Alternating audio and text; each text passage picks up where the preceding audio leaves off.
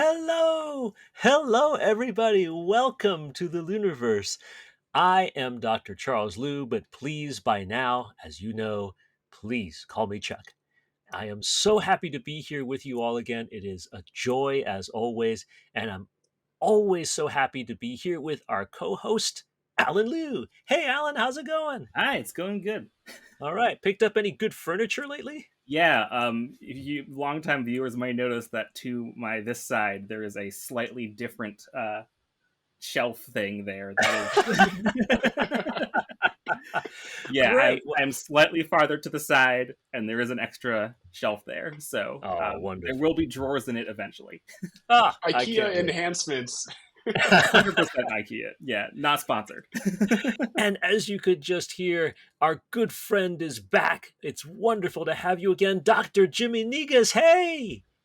Yes, it is official, Dr. Negus, and it's a pleasure to be back.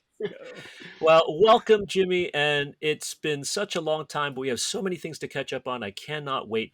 Give me a basic sense of what's been going on since that big PhD thing, followed by what you're doing now. Oh, so much. So my PhD focused on active galactic nuclei. So Yes. for six glorious years of my life, I was studying black holes and massive galaxies and the evolution of stars in the context of black holes. But recently, I've pivoted to the field of solar physics. So Wow. I'm in a field Awesome. where photons are not an issue. It's the brightest wish thing in I the sky. Yeah. I wish I could be in that field. Holy moly. But wait, photons are almost too bright, right? Because we look at the sun without protection, we go blind. So, Yes. And for the upcoming eclipse, that's a particularly important note. Be careful, use your eclipse glasses. You don't want to stare at that thing. yeah. Yeah. Oh, we all cannot wait. Yeah. It's April 8th, 2024.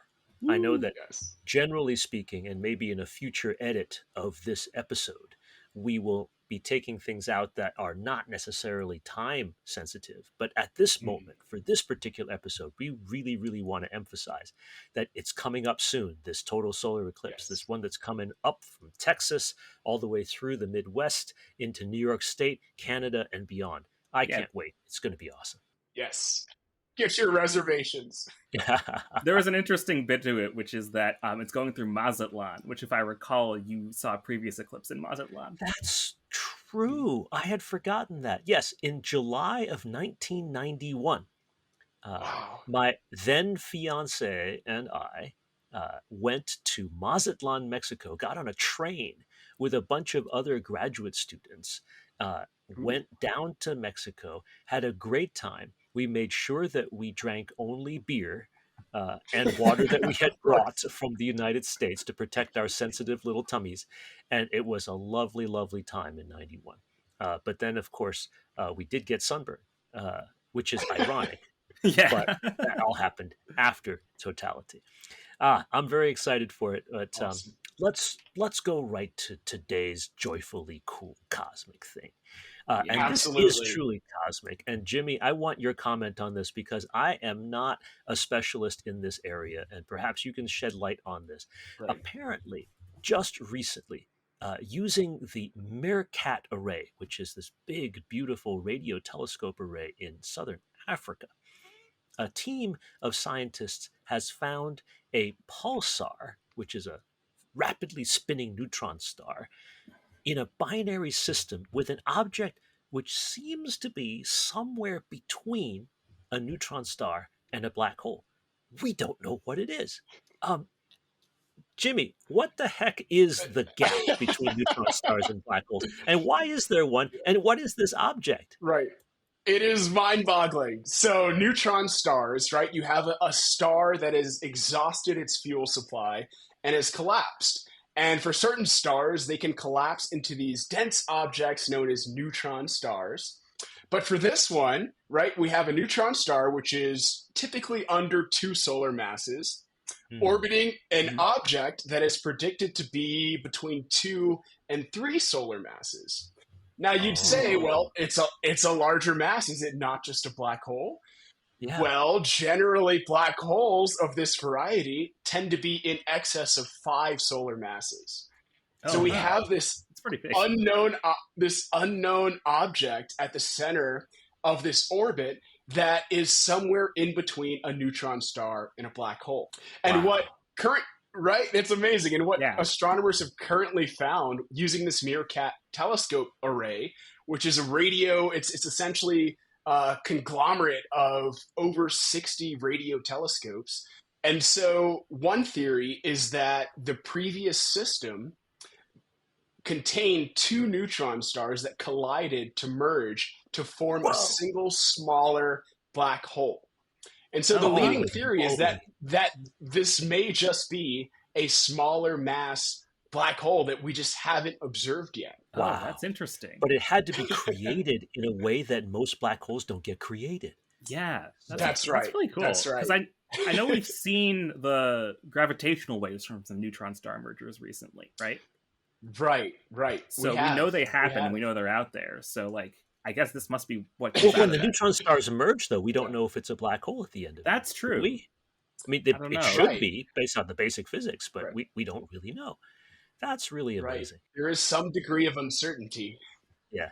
Oh, I'd say there's a massive degree of uncertainty, shall we say. But I really want to thank our friends at the All Things Unexplained podcast for bringing this news to our attention. The reason we're having this joyfully cool cosmic thing of the day is because they said, "Hey, what do you think?" And I'm like, "Whoa, this is cool.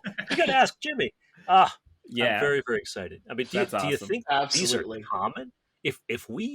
If we've just seen this for the very first time, is it just because Right. like our technology has improved, that MeerKAT is really great, and then a future array like the square kilometer array or Right. something will reveal even more of these? Or is this just one in a gazillion and we just lost it? I think it is a matter of our technological capabilities catching up. And so, right, spatial and temporal resolution are always things that we're constantly improving. And there's a lot of space out there. So it's a matter of looking in the right places with the right technology. And I do think over time that, what we see as one-offs will become more frequent once we're able to detect them. Well, look, this is a perfect time to break for a question. Alan, do we have a question from an audience member? Yeah, so our first question we have today comes from Michaela, who is asking, what are the chances of having black holes consume each other, becoming giant black holes, and it just slowly starts growing from there? Ooh. That is an excellent question. And gravitational waves have been one of the greatest tools that we have to deduce the frequency of black hole mergers in the universe. And, I looked this up beforehand, and it turns out that across the entire universe, it's on the order of hundreds of thousands of black hole mergers. So it's crazy that we can even get a number. But if you were to look across the entire observable universe, we're on the order of about 200,000 to 400,000 black hole mergers. A year, or like forever, or since the beginning of the Big Bang? What? So that is a great question. This is every year. Oh, okay. Wow. That's a ton. Yeah. Hundreds of thousands of black hole collisions a year. That's awesome. Right. So now this is really specialty on your part, Jimmy, because I know that you were looking at active galactic nuclei for your dissertation, Right. which means that you were looking at supermassive black holes, right? Not just your garden variety black holes that smack into each other. How often do supermassive black holes crash into each other? Is that a common thing? So that's going to be, that fraction is going to be much smaller, on the order of maybe 10% of that is my estimate. Supermassive black holes are greater than 1 million solar masses. So these are really your vastly large cosmic entities. And so the frequency of those is going to be a lot lower. Okay. All right. So I think we're safe that there's not going to be a big supermassive black hole, say, smacking the Sagittarius A star supermassive black hole in our Milky Way anytime soon. We're okay with that. I think we're okay, at least for our lifetimes. Yeah, maybe when Andromeda hits. Oh my goodness. Right. That's going to be something, because when Andromeda hits, it has a supermassive black hole. Yeah. We have a supermassive black hole. but that's 4 or 5 billion years down the Yeah, road. So we got a little while. yeah, I'm not going to change my retirement plans. I think we're okay. Speaking of retirement plans, I think everyone who finishes a PhD thesis in astrophysics should probably just get the right to retire right away. But obviously, we don't always have that luxury because, our whole point of getting the PhD is so that we can go on and do cool new stuff. You had just mentioned, Jimmy, that you have shifted your adjustment to doing the sun. Tell us about this new cool stuff that you're doing. We'd love to hear about it. Absolutely. So I got my PhD from the University of Colorado Boulder, and I decided to stay on as a research faculty member. And so in my current position, I work with NOAA to help analyze data from the GOES satellite. And so the GOES is it's the geostationary environmental operational satellite, and it's the longest running continuous stream of satellites. Wow. GOES Now, 1, now, Cool. now, hold on. yes. NOAA is the National Oceanic and Atmospheric Administration. What are they doing sun stuff and astronomy stuff? That's a great question. And so the GOES satellite, first launched in 1974, is a geosynchronous satellite. And so that means it orbits at about 36,000 kilometers. And its orbit is simultaneous with our rotation. So it's geostationary. And So it's it rotates primarily, around once every day. that's right. And so it's primarily a weather satellite looking down at the Earth, Oh, right? Looking at water vapor and clouds and temperature. However, there's also an X-ray sensor as well as a UV sensor pointed at the sun. And Oh, so that's that's fun. where the astronomer, that's where, hello, hire me as an astronomer. Nice. wow. And so my job is to look at the sun.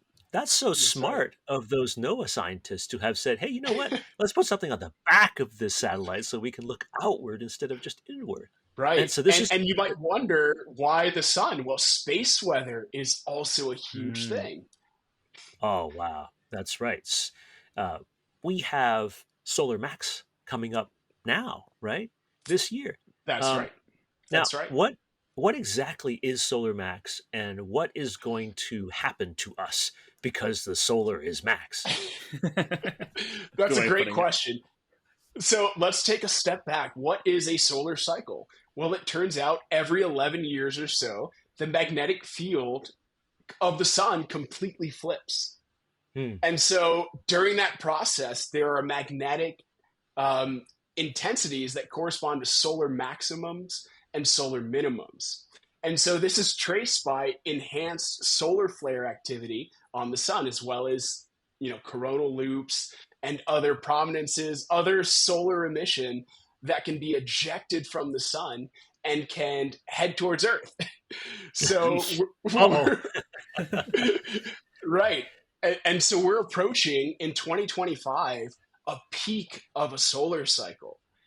Oh, And that's so gonna be this exciting. is right. And so we want to understand how can the sun and its energetic emission impact our Earth-based operations and health and safety. Oh, man. Nice. I mean, I know that there's famous stories from solar maxes back in the 1800s, or there was one particular one. Supposedly during that, telegraph wires were flashing into flames and stuff like that. And Right. now we have like satellites and things that are vulnerable to that. About a few years ago, I mean, the last solar max, right? There were at least one or two Mhm. satellites that were destroyed or had to Right. be destroyed or just stopped working because they were hit by all this solar stuff, right? That's not cool. Absolutely. Not cool at all. And so flares are tracked. They're tracked by classes. So Mhm. the scale goes from A, B, C, M to X class flares, where X class flares are the highest intensity flares. And Yeah. these flares, right, they have the most potential to down power grids, to affect satellite communications, to potentially harm astronauts in space. And so when we Whoa. see an X class flare, our eyebrows really go up. Yikes. Yeah, I got a little app on my phone that lets me know when weird space weather stuff is happening. And a few weeks ago, there was like telling me there was like an X5 class flare, but it was like on the What? edge of the sun, so it didn't quite Right. aim right toward us. But Wow. that could have been more exciting if it aimed right toward us. That was a huge Well, flare. well, does that mean that we're at risk? What is when you say risk? I mean, it sounds a little apocalyptic here. So fortunately, we have over a century of data, and so a lot of this data has been ingested into models that can help predict when are these maximums going to happen, when are we going to get hit by the highest intensity solar emission. And so what we can do is we can power down certain satellites, right? Power down certain grids that we know could be particularly vulnerable. We can also create material that is more resistant to radiation as well in space. And so we've developed a lot of creative solutions that ensure that, if we get hit with an X-class flare, our society doesn't stop moving. Thank goodness. Yeah. Now, are we smart enough to have used this technology wisely? Okay. So yes, so I will say, so a lot of the telecommunications, a lot of the local power networks, they do use hardened, radiation um, uh, equipment, right? You can have, lead insulated, wiring. You can have protection so that you're not just exposed to, whatever rains down from the sky. Okay. Thank goodness. That's good. Yeah. I feel like I know it's a little early for a second question, but the second question is very relevant to this topic. Go for it. Go for that earlier than do usual? it. Do it. Let's do it. All right. Yeah. This is a question from Shayna, who is asking, "Can a solar flare set my phone on fire?" Oh, what a question! That is an amazing question. It's a good question, right? You have this dense ball of plasma that's spitting out energetic particles that can travel 93 million miles. That is right. It's a fair question. Yeah. The beauty though is we have beautiful, Van Allen belts that help shield a lot of our planet from harmful emission from the sun. And so these are magnetic field lines that deflect a lot of solar emission. And so if you were, out in space, on a journey towards the sun with your phone, you'd be in danger. But here on Earth, you're not at risk for, immediate implosion. The bigger risk is that a satellite will have its communication disrupted, and then your phone will have issues, calling loved ones. Oh, okay. So that's just temporary, fortunately. We don't have to worry about that. Unless the satellite disappears, but then that's okay. We have 9,999 more of them. At least, right? Yeah. Well, yeah. So when the thing from the 1800s you're talking about, that's the Carrington event. Is that correct here? That's right. Right. So when that happened, like telegraph wires were like doing crazy stuff. Is that just because they're so much bigger than your cell phone that they can actually like get affected more? So telegraph wires. So I should note that this to date was the most intense geomagnetic storm ever. And it occurred during what's called solar cycle 10. And so we simply have not had an analog that intense. So that is a huge role. Right. But also you consider, over a century and a half has passed. And, a lot of engineering has improved fundamentally to address it. Okay. So if we're using 1800s technology today, then we'd be in danger from that kind of thing. But since we have all these other things, like people know that this is a problem and have designed around it, that makes a lot of sense. Okay. Right. We would be far more susceptible. Wow. Okay. So all that catastrophe aside, your standard everyday GOES satellite studies of the sun with those nice sunward pointing X-ray detectors and stuff. What are you doing? What's the study there? Right. And I should first note, so back when I was studying galaxies and AGN, 1 or 2 photons, X-ray photons from a distant galaxy was a good day. Now I'm flooded with them, which is wonderful for data analysis. And so one of the big roles that I have is to calibrate and validate the data. Are the flares, is the X-ray irradiance or intensity of that solar emission appropriately scaled? And one thing to consider, right? I mentioned GOES is a suite of satellites. It's not a single satellite. Right. And so a key objective is how well do our satellites correspond with each other? Are they consistently reporting Oh, the sun's intensity? And how do they compare with other unaffiliated satellites? Okay. By unaffiliated, you mean like from other nations or other systems? No, just let's say we have a different NASA satellite. So here in Colorado, LASP, the Laboratory of Atmospheric and Space Physics, Mhm. they have a satellite, the Solar Dynamics Observatory, right? And so Ah, that's Oh, an cool. independent satellite also looking at the sun. And we want to confirm, do our measurements align with this other instrument? The public oh, really, Yeah. they just care about, is this actually an X-class flare? And our job is to Yeah. ensure we are reporting those flares accurately. I see. It's kind of like Yeah. many different weather forecasters so that you know that the hurricane actually is coming this way, as opposed to just someone saying, oh, Yeah. no, it's not. Yeah. Or just Right. one person says, okay. It's like the So, spaghetti Of tracks when you course. see those. Yeah. I see. Well, very nice. And, and one final point I also want to emphasize, it's not just, so there's the scientific interest in, studying the sun. There's a public interest for, safety and communication. There's also a Yeah. defense interest, right? If you have a Oh, huge, eruption, and you have energetic particles streaming down, you want to ensure it's a celestial source. And so Oh. there's oh, also interest, in all sectors of society.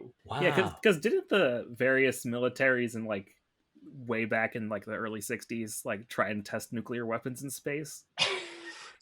Yes, well, I'm sure. I don't know those exact reports, but I would not put I'm it gonna past me. I'm gonna look that up real quick if that's okay, because I Yeah, remember sure. hearing something about Yeah. that. Yeah, Right. and that really makes sense. Mhm. The original purpose of the Arecibo telescope, that big, beautiful single dish in Puerto Rico, was Right. indeed to measure the ionosphere for huge amounts of particles which might have been caused by air-bursting nuclear weapons. Yeah. Right. Right. So these Yeah. days we don't do that, but instead we're still testing and making sure. Yeah, don't worry. Right. This burst was not caused by a human being. Right. It's very Yeah. important to separate the two.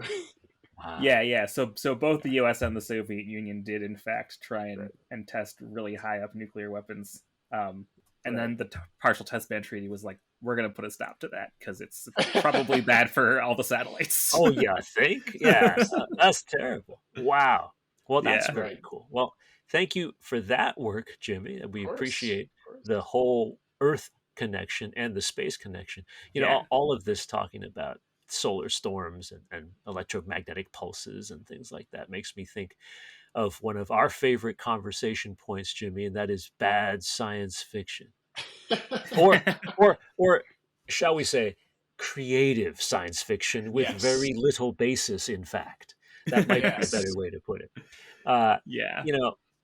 I of course have a hard time sometimes with that, but I know that you really do enjoy checking things out and seeing what people are doing, and sometimes it's not that important in a piece of Right. fiction if the science is correct. It was what Right. that fiction kind of leads us to think about, right? Yeah. I mean, That's it. is it reasonable, for example, that Mhm. mining colonies far out in the solar system would actually hurl asteroids toward Earth itself? I don't know how reasonable Right. that is, but that brings up interesting ideas. Uh, and for Absolutely. those of us, yes, those of you who are listening who have no idea what I'm talking obliquely about, I'm talking about the expanse. Which we talked about I in just detail last finished. time. I You finished finished it. all six. Finally, yes. Wow. Oh, that's cool. Yes. And what do you think? What is your final conclusion? I enjoyed it. I enjoyed the reality that the expanse put me in. Ah, The evolution of the alien life form called the protomolecule, mhm. the attention to character development. It wasn't a perfect show. Okay, it wasn't Deep Space Nine, my favorite. but, Nice. but like you said, it doesn't need to be perfect if it serves as a catalyst for the imagination and to think about, where could our civilization go, and to really, put a fire under that creativity. What's Yeah. possible for our spacefaring civilization. Yeah, that's What always a the coolest part of sci-fi. Yeah, Right. it's the things that come out from it, right? And I just love that you referred to Deep Space Nine again. Always have to shout out the vehicle Always. from which the Grand Negus was introduced. Uh, Now, are you feeling a little bit like Rom, the one who became the Grand Negus at the very end, or Grand Negus, I should say? Yeah, well, You Grand know, Negus, that's right. and also who got the Dabo girl. I mean, that's as good as it Right. gets, right? I mean, But you tell me a better story. well, Dr. Jimmy the Grand Negus Negus as Yes. being opposed to there Negus. It's in very charge, close. I think it's marvelous. Yeah, no, it's a great story. There's no question about it. Although we can argue whether Voyager was in fact a better story. Ooh, Certainly, Deep Space Nine had its moments, and it was well done in many, absolutely. many ways. I like that show very much. How about the Absolutely. current crop of the Star Trek stuff? Do you have any comment on that? I don't want to put you in any kind of awkward position, but So I will reserve my judgment for now and stick with the classics. Okay, that's fair. a safe Yeah. decision, no question Yes. about it. But That's right. That's right. yeah, well, our time has gone by so fast. I wish we could keep talking. We'll have to get you back yet again, Jimmy. I'm I'm sure always we will happy. love to do that. Oh, that's fantastic. But okay, so where can we reach you now? Are you still reachable in the same ways? Social media, any website Yeah. information, things like that? So jimmynegus.com, and then just spacebound _ Negus on Instagram. Spacebound _ Negus. I love that. That's right. Ah, that's great. Jimmy Negus, Dr. Jimmy Negus, the grand Dr. Jimmy Negus. Thank you so much for being with us. Thank you. What a pleasure to chat with Wonderful, you again. wonderful being on.